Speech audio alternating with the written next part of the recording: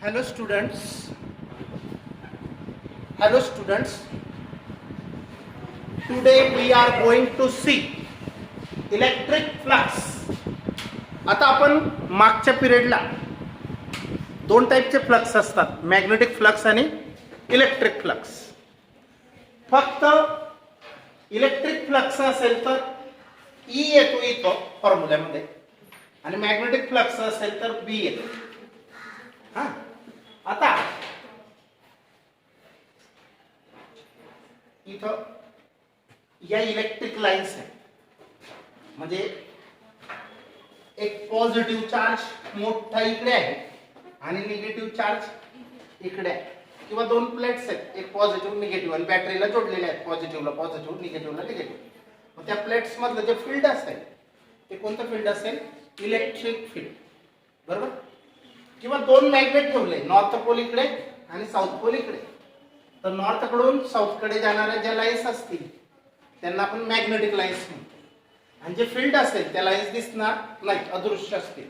जे फील्ड असेल त्या दोन पोल्स मधलं, नॉर्थ इथं आणि साऊथ इथं, तर त्यांच्यामधल्या फील्डला आपण काय म्हणणार?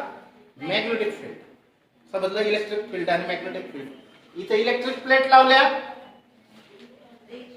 ते इलेक्ट्रिक फील्ड, त्यांच्यामधला स्पेस.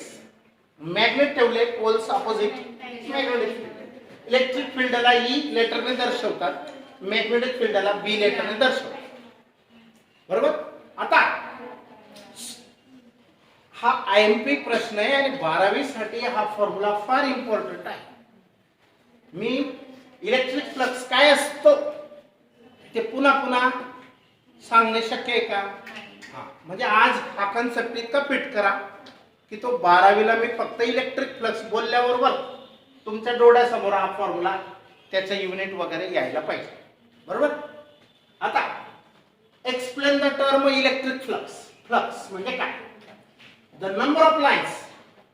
अगोदर आपण इंटेन्सिटी शिकूया. काय शिकूया? इंटेन्सिटी. जर या लाईन्स मोर असतील तर इंटेन्सिटी जास्त. जसं मी उन्हाचं उदाहरण दिलं होतं. सकाळचं ऊन, सनलाइट, मॉर्निंग सनलाइटचं intensity of light is less than at noon. नूनची जास्त असते. किंवा एखादा बल्ब साधा आहे, त्याच्या लाईटची इंटेन्सिटी कमी, पण मर्क्युरी लावतो आपण फोकस कुठेतरी प्रोग्राम वगैरेला, मग त्याची इंटेन्सिटी जास्त. इतकी इंटेन्सिटी असते की डोळे दिपून जातात, त्रास व्हायला लागतो कधी कधी. कुठेतरी फंक्शन सीबी गार्डन वगैरे लावलेले बघा, हा सगळ्यांना माहिती. आता बघा, the number of lines of force per unit area. Number of lines of force per unit area. आता युनिट एरिया काय असतो? काल सांगितलं होतं. स्क्वेअर पण असू शकतो, राऊंड पण असू शकतो. 1 metre square area, 1 centimetre square area, in CGS, in SI. मग ह्या युनिट, हा सपोज युनिट एरिया आहे, याच्यामधून किती लाईन्स पास झाल्या? आता बघा, इथं प्लेट्स आहेत, मग ह्या प्लेट्स अशा असतील ना, त्या लाईन्स अशा असतील, आणि तो जो एरिया आहे असा व्हर्टिकल प्लेन मध्ये, या प्लेन मध्ये, त्याच्यामधून लाईन्स, ह्या लाईन्स, इलेक्ट्रिक लाईन्स पास होतील. मग ह्या किती लाईन्स पास होतात? Number of lines passing through unit area is called intensity of the electric field. त्याला म्हणतात इलेक्ट्रिक फील्डची इंटेन्सिटी, म्हणजे तीव्रता किती. किती लाईन्स जातील? आता एखाद्या युनिट एरिया मधून 50च लाईन गेल्या.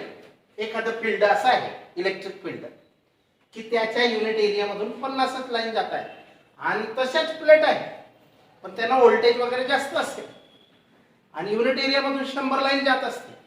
मग कोणत्या फील्डची इंटेन्सिटी जास्त आहे? 100 लाईन्स जाणार, बरोबर की नाही?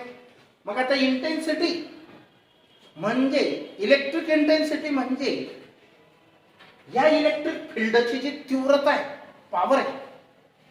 पॉवर म्हणण्यापेक्षा तीव्रता हा बेस्ट शब्द आहे. तर किती लाईन्स पास झाल्या युनिट एरिया मधून, ती म्हणजे इंटेन्सिटी. जर जास्त लाईन्स पास झाल्या तर तीव्रता जास्त. इलेक्ट्रिक फील्डची तीव्रता, इलेक्ट्रिक इंटेन्सिटी म्हणजे, इलेक्ट्रिक फील्ड इंटेन्सिटी म्हणजे युनिट एरिया मधून किती लाईन्स पास झाल्या. कमी गेल्या तर इलेक्ट्रिक इंटेन्सिटी कमी, 1 2 4च गेल्या तर इलेक्ट्रिक इंटेन्सिटी कमी, आणि खूप खूप जास्त गेल्या तर इंटेन्सिटी तीव्रता जास्त. बरोबर. पाऊस पडतोय टपक टपक, इथं पडतो तिथे एक थेंब तिथे एक थेंब, इंटेन्सिटी ऑफ रेन कमी, आणि एकदम धारदार चालू आहे, इंटेन्सिटी जास्त. बरोबर. मग इलेक्ट्रिक फील्डची इंटेन्सिटी म्हणजे काय की त्या फील्ड मध्ये युनिट एरिया आपण कन्सिडर केला मनातल्या मनात, तर त्याच्यामधून किती लाईन्स पास होत आहेत त्याच्यावरून त्याची इंटेन्सिटी समजते. बरोबर. युनिट एरिया मधून समजलं. मग याच्या meaning number of lines of force, number of lines of force passing per unit area. हा पासिंग शब्द नाही वापरला तरी चालेल. Per unit area, unit area मधून किती नंबर ऑफ लाईन्स जात आहेत, हा इज द इंटेन्सिटी किंवा इज कॉल्ड इंटेन्सिटी. कोणाची? त्या इलेक्ट्रिक फील्डची. इलेक्ट्रिक फील्डची तीव्रता म्हणजे त्याच्या युनिट एरिया मधून किती लाईन्स पास होत आहेत. जास्त असतील तर जास्त, कमी असतील तर कमी इंटेन्सिटी. ओके. आता इंटेन्सिटी काढण्यासाठी ही डेफिनेशन आहे इलेक्ट्रिक इंटेन्सिटीची.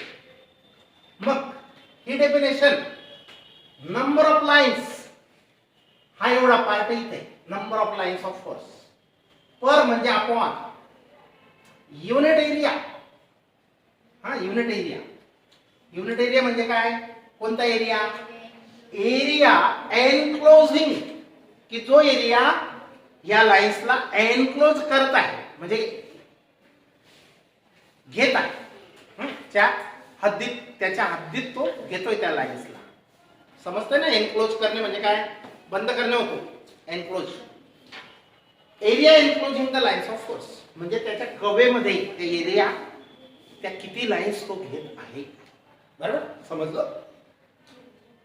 हीच डेफिनेशन अशी लिहिता येईल ना. मग समजलं की नाही?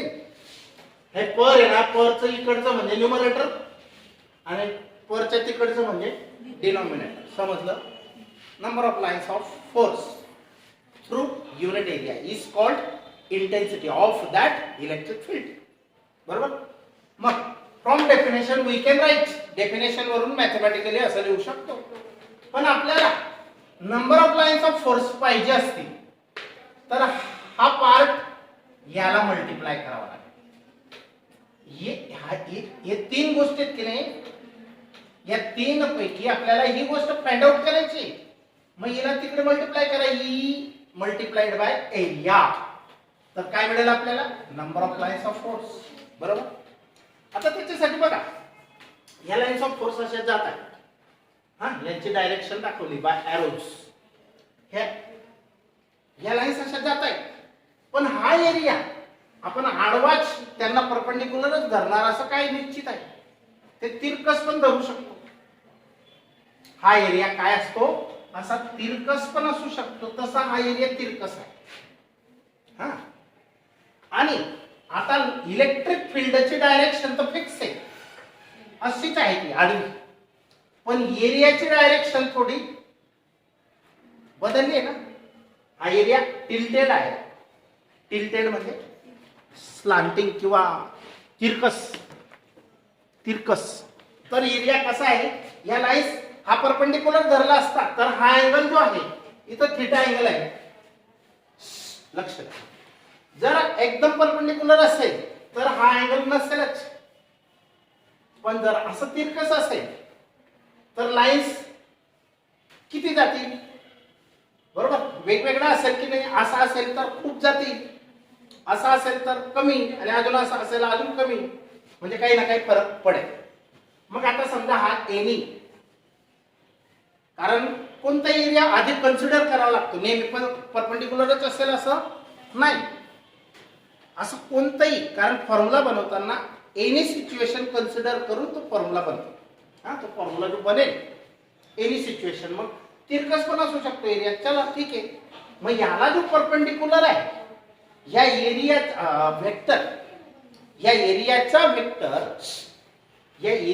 वेक्टर याला डीएस असं नाव दिलेलं आहे. हा एरियाचा वेक्टर ह्या एरियाला परपेंडिक्युलर असतो. हा एरिया असा आहे बघा, ही लाईन याला पॅरलल आहे. याला परपेंडिकुलर कोण आहे? Area vector ds. s is the area. इथं एरियासाठी s वापरला आहे, हा लक्ष द्या. मग ds is a vector perpendicular to area. ds is a perpendicular vector to area. लक्ष द्या, परत ते इथे येणार आहे अजून. आणि हा ई काय आहे? ई ची डायरेक्शन तर अशी आहे. ह्या ई ची डायरेक्शन कोणती? ही म्हणजे हीच डायरेक्शन आहे parallel.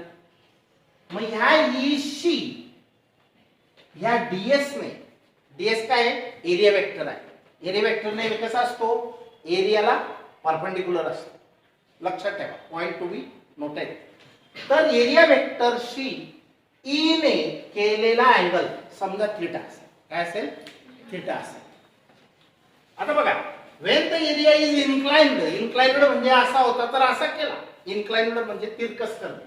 At an angle theta with कोणाशी इन्क्लाइन्ड केला? With the direction of electric field. या ई ची जी डायरेक्शन आहे अशी आहे ना, ही ई ची डायरेक्शन आहे. ई च्या डायरेक्शनशी हा एरियाने इन्क्लिनेशन केलेलं आहे. किती अँगलने? थीटा. किती अँगलने इन्क्लाइन झालेलं आहे? थीटा. समजला हा angle?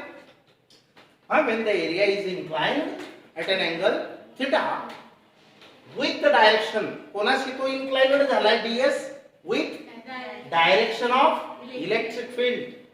The electric flux can be calculated as. त्या वेळेला इलेक्ट्रिक फ्लक्स ची व्हॅल्यू कॅल्क्युलेट करणे म्हणजे व्हॅल्यू काढणे.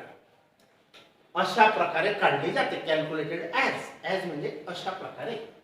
कशा प्रकारे? तर बघा, late the angle between E. समजा मानूया की अँगल बिटवीन कोणामधील अँगल? ई म्हणजे हा वेक्टर. वेक्टर आहे ना ई, इंटेन्सिटी पर्टिक्युलर डायरेक्शनला असते. That late the angle between E and area vector ds. आणि हा एरिया वेक्टर, एरियाचा वेक्टर ds. हा, v थीटा.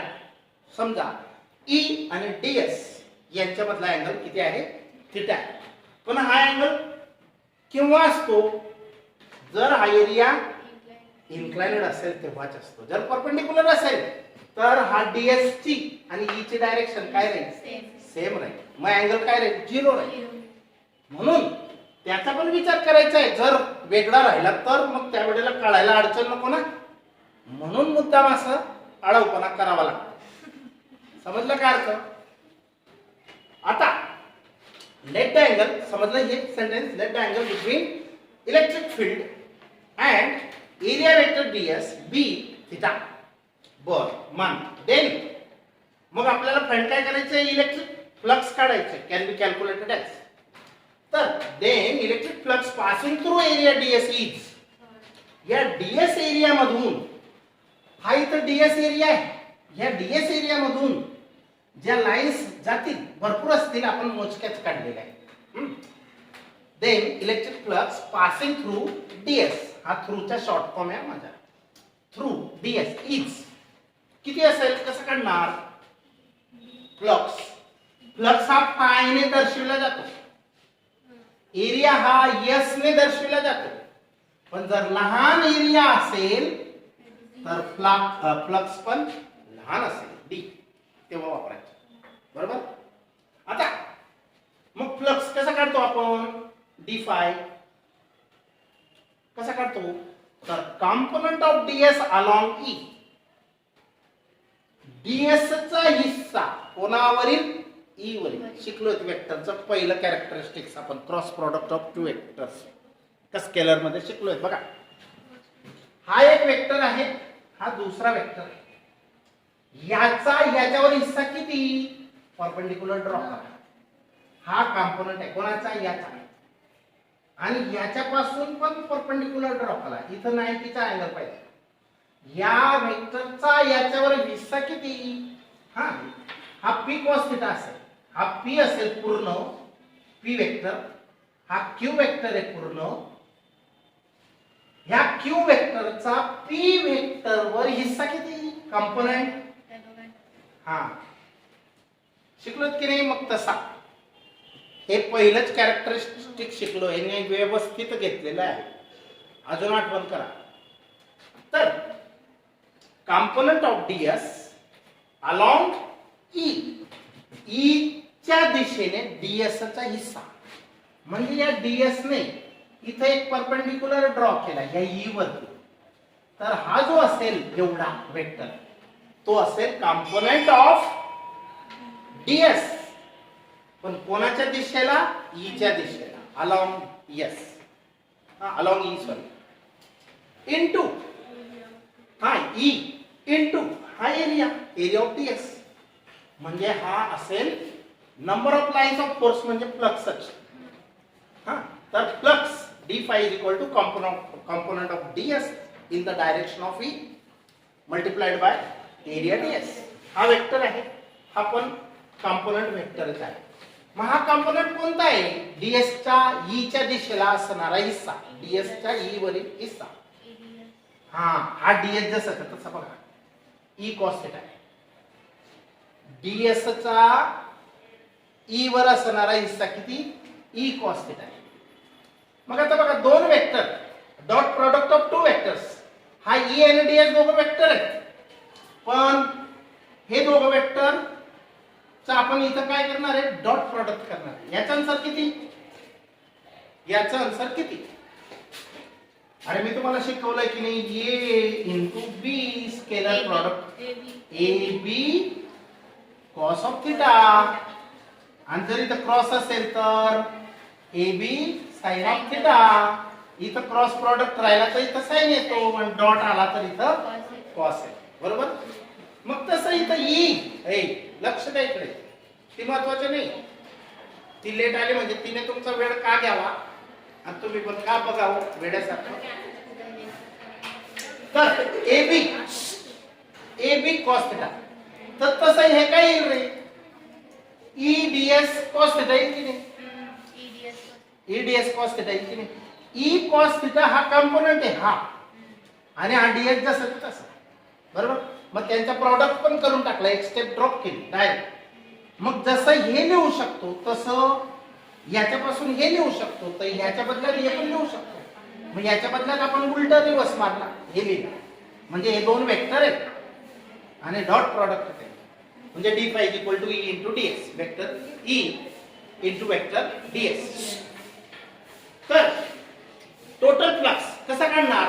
हा छोटासा फ्लक्स होता, एरिया पण छोटासा घेतला, युनिट नाही घेतला ना. हा ds एरिया युनिट नाही, तो कसा आहे? छोटासा आहे. ds युनिट नाही. मग ds छोटासा एरिया असेल तर फ्लक्स पण छोटासाच असेल. पण आपल्याला टोटल युनिट एरियाचा फ्लक्स पाहिजे असेल तर यांची ds ची एकत्रीकरण करा, तसंच E ची पण एकत्रीकरण करा, म्हणजे यांचं इंटिग्रेशन करा. म्हणजे याचं इंटिग्रेशन केलं तर आपल्याला काय मिळेल? Total flux through unit area. समजलं? काय मिळेल आपल्याला? Total flux through unit area. मग total flux through entire surface, पूर्ण हा सरफेस पाहिजे असेल तर इंटिग्रेशन करायचं. कोणाचं? याचं d phi चं. इंटिग्रेशन करणे म्हणजे काय? असे अनेक ds एरिया असतील. प्रत्येक ds साठी d phi फ्लक्स असेल. मग सगळ्या एरियाची पण टोटल मारा आणि फ्लक्सची पण टोटल मारा, म्हणजे d phi ची टोटल मारा. इंटिग्रेशन म्हणजे काय? टोटल एकत्रीकरण. मग फाय मिळणार आहे आपल्याला. सर एकच मिनिट. तर phi is equal to integration of d phi. Phi म्हणजे काय? Total flux through the total area. मग d phi ची व्हॅल्यू टाका, E into ds टाकली. याच्यामध्ये याचं इंटिग्रेशन काय? हा E चं इंटिग्रेशन जसंच्या तसं राहील, ते फिक्स आहे. लक्ष द्या, कॉन्स्टंट जो असतो तो इंटिग्रेशन मध्ये बदलत नाही. कॉन्स्टंट नाही, फील्ड कॉन्स्टंट आहे, फिक्स आहे. कमी जास्त होतंय का? नाही. जे बदलतं असतं त्याचंच इंटिग्रेशन एकत्रीकरण होतं. मग राहिलं काय? हा E काढला बाजूला, मग राहिलं इंटिग्रेशन कोणाचं काढायचं? ds चं. मग ds सारखे एरिया एकत्र केले सगळे भरपूर तर काय होईल? टोटल एरिया होईल. यस, टोटल मोठा एरिया. बरोबर. मग झालं हे equation phi is equal to E into s. हे इक्वेशन बनलं. बर आता पुढची गोष्ट, हा जो फ्लक्स आहे फाय साठी आपण फॉर्म्युला मिळवला E into S, vector E dot vector S. याचं एसआय युनिट कसं काढणार? The SI unit of electric flux म्हणजे फाय चो SI unit can be calculated. कसं कॅल्क्युलेट करतात? युझिंग हाच फॉर्म्युला वापरा. याचे युनिट काय आहे? व्होल्ट पर मीटर पण आहे आणि मी अजून दुसरं युनिट पण सांगितलंय. कोण सांगेल बरं? Force per unit charge. फोर्सचं न्यूटन, चार्जचं coulomb, newton per coulomb or volt per metre हे दोन युनिट आहेत ई ला. सांगितलंय अगोदर, आठवण करा. बरोबर? आता मग आपण हे युनिट वापरलं. कोणाचं? ईचं युनिट हे. याचं युनिट काढायचंय ना, मग त्याच्या फॉर्म्युला वरून काढावं लागतं ना. मग याचं युनिट हे आणि एरियाचं युनिट मीटर स्क्वेअर. याचा युनिट 1 मीटर कॅन्सल. मग राहिला काय? हा 1 एम वरती राहिला आणि व्ही राहिला. Volt into metre. वर नाही हा, volt into metre is the SI unit of electric flux. Okay, now will stop here.